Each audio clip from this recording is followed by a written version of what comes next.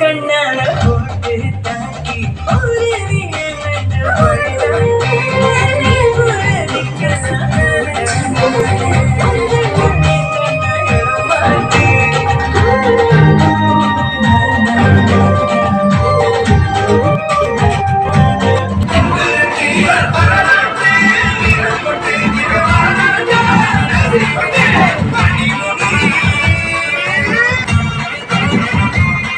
களை எடுக்கணும். ஆலியாரு அவங்கெல்லாம் தொழில் செய்கிறவங்களா இருக்காங்க, இறங்கி செய்வாங்களா?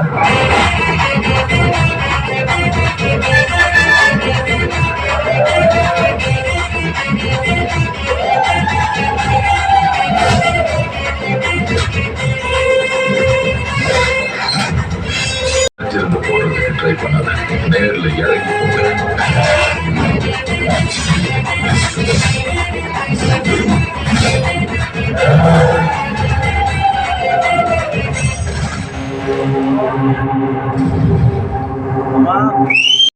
அது எனக்கு ரொம்ப பெரிய விஷயமா இருந்தது, ரொம்ப நன்றி சார், பெரிய நன்றி.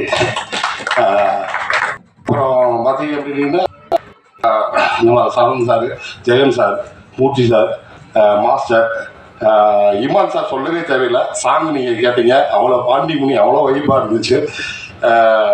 அவருக்கும் பெரிய ரொம்ப நன்றி. இருந்து அவர் ஹீரோவாக இருக்காரு. அதுக்கு மூல காரணம் தம்பி கேந்திரன், தயாரிப்பாளர். இதையெல்லாம் தாண்டி இமான் நினைச்ச ஒரு சாதாரண ஒரு மாஸ் ஹீரோ ஆக்கலாம் அப்படிங்கிறதுக்கு இந்த படம் மிகப்பெரிய சார். பற்றி ஒன்று சொல்லுவாங்க, டான்ஸர் சொல்லுவாங்க. அது ஒரு நாள் வந்து வாக்கிங் போய்கிட்டு ஒரு டான்ஸர் வேக வேகமாக நடந்து அவன் எப்பயாவது தான் வருவான். அன்னைக்கு ஒரு நாள் பார்க்குறப்ப வந்து என்ன தம்பி திடீர்னு நடந்து வந்து அப்படின்னு, நாளை கழிச்சு ஷூட்டிங் இருக்குண்ணே அதனால் போனோம். நாளை கழிச்சு ஷூட்டிங்க்கு இன்றைக்கி வாக்கிங் போகிறதுக்கு என்னப்பா சம்மந்தம் அப்படின்னு வந்து கேட்டேன். அப்போ அவன் சொன்னேன், இல்லை சார் அது இமான் சார் மியூசிக்கு 2 எடுத்துருவார் சார். அவர் மியூசிக் போட சொன்னால் இடியாக போடுவார் சார், அதுக்கு நம்ம பாடியை வந்து ஃபிக்ஸ் பண்ணணும் சார், அதுக்கு தான் சார் வந்து போனேன் அப்படின்னு வந்து சொன்னான்.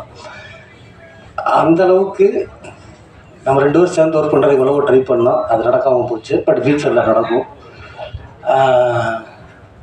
பெரிய விஷயம் சார். அதாவது மனுஷனுக்கும் ஒரே மியூசிக் தான், அதுக்கும் ஒரே மியூசிக் தான். அது ரொம்ப பெரிய விஷயம். அப்புறம் நட்டி சார், நட்டி சாரை பொறுத்த மட்டும் இதான் ஃபஸ்ட்டு படம் நடிச்சிருக்கேன் நினைக்கிறேன். அவங்க கூட என்ன ஆரம்பிச்சு தெரியாது. மியூசிக்கில் உடனே தம்பி வந்து டேபிள் ப்ராஜெக்ட் கொடுத்துட்டான். இந்த படம் மியூசிக்கில் உடனே இந்த படம் லாபம். ஏன்னா ஒரு ஷெட்யூல் போட்டு ஒரு பிளான் பண்ணி ஷெட்யூல் பிரேக்கப் கொடுப்போம்ல பட்ஜெட்டு, அந்த மாதிரி கொடுத்துட்டு போயாச்சு. போனால் அன்பு கேந்திரனும் சேர்ந்து பிளான் பண்ணி ஒரு பக்கா டீம், டிஓபி சார், டைரக்டர், நல்ல டீம் எல்லாருமே, ஐடிஎஸ் டீம் எல்லாருமே சேர்ந்து ஒரு 7 to 8 days வந்து ஷெட்யூலில் டேஸ் அட்வான்ஸாக முடிச்சிட்டாங்க. ஸோ அது வந்து ஒரு ப்ரொடியூசருக்கு வந்து வித்து வந்து ஓடி வர லாபத்துக்கு முன்னாடி முடிக்கிறதுலேயே ஒரு லாபம் கொடுக்குறதுலாம் முதல் வெற்றி. அதுக்கு மொத்த டீமுக்கு என்னோட வாழ்த்துக்கள். ஏன்னா ஒரு நல்ல டீம் இல்லாமல் ஒரு படத்தை சொன்ன டேட்டில் சொன்ன பட்ஜெட்டுக்கு கம்மியாக முடிக்கிறது ரொம்ப கஷ்டம். இன்றைக்கி இண்டஸ்ட்ரியில் வந்து அதை பண்ணுறதுல வந்து கொஞ்சம் பேர் இருக்காங்க, அதில் தம்பி இருக்கான்றதுல எனக்கு ரொம்ப பெருமை. சம்பளம் கொடுக்குற விஷயத்துலையும் சரி, ஐயா சம்பளம் தருவியலா அப்படின்னு நம்ம கேட்கவே வேண்டாம். கேட்காமலே எல்லாம் கொடுத்த அந்த தயாரிப்பாளர், அதனால எல்லாமே எங்களுக்கு அவர் நிறைவாக கொடுத்ததுனால இந்த படம் வந்து அவருக்கு பல வெற்றி திரைப்படங்களை கொடுக்க போகுதுன்ற நம்பிக்கையும் எனக்கு இருக்குது சார். அதுக்கு என்னுடைய மனமார்ந்த வாழ்த்துக்கள். அதாவது எந்த இப்போ சாபு சார் சொன்னார் இல்லையா, மீட் பண்ணும்போது அதாவது ஸ்வீட்டு, சீடை, அது இதுன்னு எல்லாம் எடுத்துட்டு வந்துடுவாரு. அது மாதிரி தான் இப்போ நம்ம இந்த படத்துடைய ப்ராசஸில் கம்போசிங்லேருந்து இப்போ பேக்ரவுண்ட் ஸ்கோர் வரைக்கும் ஒரு 60-70 வாட்டி சந்திச்சுட்டு போனால் வரும்போதெல்லாம் ஏதாவது எடுத்துகிட்டு வந்துடுவார். இன்னைக்கு இந்தாங்க சீடைன்னுவார், இன்னைக்கு இந்தாங்க ட்ரை ஃப்ரூட்ஸுன்னுவார், இன்னைக்கு இந்தாங்க நட்ஸுன்னுவார்.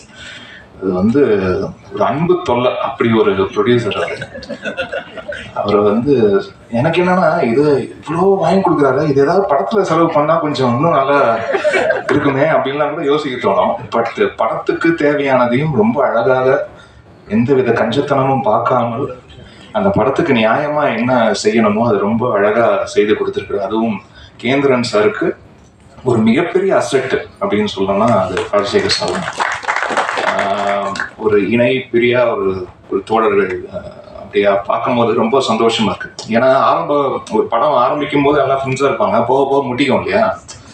பட் அப்படி இல்லாம படம் முடிஞ்ச பிறகும் அதே நட்புடன் இருப்பது, அதை பார்க்கறது வந்து ரொம்ப ஆச்சரியமா இருந்தது. அது இந்த படத்தோட அந்த ஸ்க்ரீன் பிளே வந்து கொஞ்சம் ஒரு மாதிரி காம்ப்ளிகேட், அதை பண்ணுறது ரொம்ப கஷ்டம். நான் அவர்கிட்ட கேட்ட உடனே எப்படி சார் அந்த படத்தை ஒத்துக்கிட்டீங்க ப்ரொடியூஸ் பண்ணுறதுக்குன்னு கேட்டேன். அது ஒரே ஒரு வார்த்தை தான் சொன்னார், நம்ம ஒரு தேசத்தில் தான் ஏறும் தெய்வம் எருதும் தெய்வம், இந்த மாதிரி வடமஞ்ச விரட்டை வச்சுட்டு அதை சுற்றி இப்படி ஒரு வெப் ஒன்று கிரியேட் பண்ணியிருந்தாங்க. ரொம்ப பிடிச்சிருந்தது சார், அதனால அந்த படத்தை ப்ரொடியூஸ் பண்ணுறேன்னாரு. அவரோட ஹாஸ்பிட்டாலிட்டி அவசியம் வந்து ஒருத்தர் அது ராஜசேகர் சார் தான் இருக்கும், டீமாக இருக்கட்டும். அதில் நம்ம பாலமுருகன் அவர் ஒரு முக்கியமான ரோல் அதில் ரொம்ப பிரமாதமாக பண்ணார். விமல் சாரோட ஃபஸ்ட் டைம் ஸ்க்ரீன் ஷேர் பண்ணுறேன் நான். ஆக்சுவலாக இதுக்கு முன்னாடி ஓம் காளி ஜெய் கலின்னு ஒரு வெப் சீரிஸ் இருந்தது, அதிலே நான் பண்ணியிருக்க வேண்டியது. ஃபார் சம் ரீசன் இருந்தாலும் அது அப்போ பண்ண முடியாமல் போச்சு. அதுக்கான வாய்ப்பை எனக்கு கேந்திரன் ஏற்படுத்தி கொடுத்தாரு. சார் ரொம்ப அருமையாக ஆக்ஷன்லாம் பண்ணியிருந்தீங்க சார். அதில் என்னென்னா அவர்கிட்ட விட்டு ஒரு யதார்த்தம் எப்போவுமே இருந்துகிட்டே இருக்கும். அது வந்து இந்த படத்துக்கு வந்து பெரிய ப்ளஸ்ஸாக அவர் வந்து பண்ணியிருக்காரு. சொல்லக்கூடாதான் சொல்ல அமையணும் அப்படின்னு நாங்கள் சொல்லிக்கிறோம். அப்புறம் வந்து கதாநாயகன் தம்பி விமல் சாரோட இந்த படம் நடித்ததுக்கு ரொம்ப சந்தோஷம். பாப்பாவோட நடிச்சிருக்கேன், அதனால அது இது 2வது படம் நடிக்கிறேன்.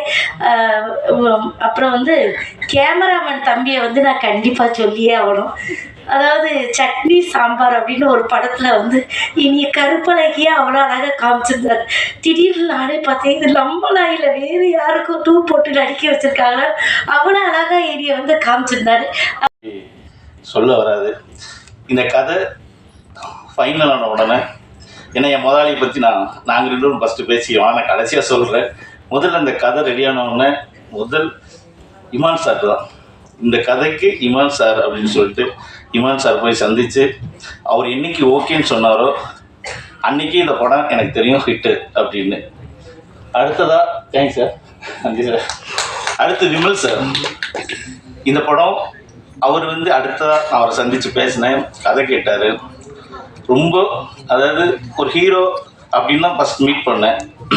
ஆனால் அந்த 10 நிமிஷத்துலேயே ரொம்ப இயல்பாக இப்படிலாம் இருக்க முடியுமா, இப்படிலாம் இருப்பாங்களா, ஏன்னா நான் நிறைய பார்த்துருக்கோம்ல இந்த 20 வருஷத்தில். ஆனால் முதல்ல நம்மளை சந்திப்புலேயே அவ்வளோ அழகாக விமல் சார் வந்தோடனே அடுத்து சக்ஸஸ்.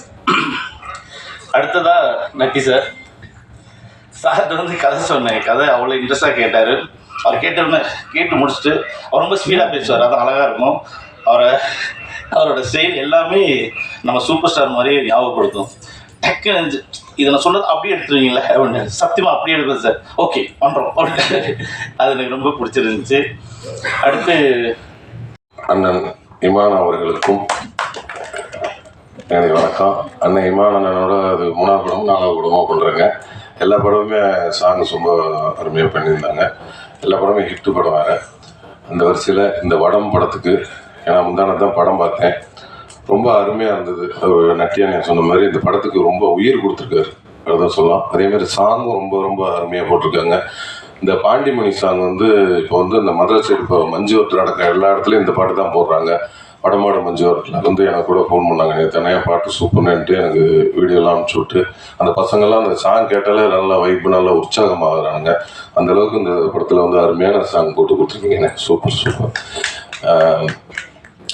அப்புறம் வந்து ஜெகனண்ணன் அவர்கள் ரத்தத்தின் ரத்தம் இங்கே உட்காந்தீங்க, இப்படியே நோட் பண்ணிங்கன்னா இப்போ அங்கே போயிட்டீங்க. என் ரத்தம் ஜெகனண்ணன் என்றைக்குமே சிரிச்ச முகத்தோட என்னை அன்பாக அரவணைக்கிறதுல நான் கீழே இருந்தாலும் சரி, தோணிட்டு இருந்தாலும் சரி, சந்தோஷமாக இருந்தாலும் சரி, என்றைக்கும் என்னை ஒரே மாதிரி கொடுக்குறேன், ஒரே மாதிரி நேசிக்கிறாள் எங்கள் அண்ணன் அன்பண்ணன். அப்புறம் மூர்த்தி அண்ணன் சொன்னார், இந்த படத்தில் நல்லா மாசாக நடிச்சிருக்கீங்க, அடுத்து மாஸ் ஹீரோனும். எனக்கு மாஸ் ஹீரோலாம் வேணாம், நல்ல மனசுள்ள ஹீரோவாக இருந்தால் போதும். Thank you sir. எனக்கு ஒரு தனி சோலோ சாங் கொடுத்ததுக்கு அது சிமை மேம் பாடியிருக்காங்க. ரொம்ப வருஷம் கழிச்சு ஒரு ஹீரோயினுக்கு ஒரு சோலோ சாங் வருது. ஸோ அந்த சாங் எனக்கு கொடுத்ததுக்கு இமான் சார் ரொம்ப தேங்க்யூ. அண்ட் கேமராமேன் சார், எல்லா ஹீரோயின்ஸ்க்கு இருக்கும் நம்மளை எப்படி காட்டுவாங்க, நம்மளுக்கு என்ன மாதிரி ட்ரெஸ்ஸஸ்லாம் கொடுப்பாங்க, நல்ல கலர்ஸில் கொடுப்பாங்களா அப்படின்னு ஒரு ஆசை இருக்கும். என்னை எந்த இடத்துலையுமே டிசப்பாயிண்ட் பண்ணாமல் எல்லா ட்ரெஸ்ஸுமே எனக்கு அவ்வளோ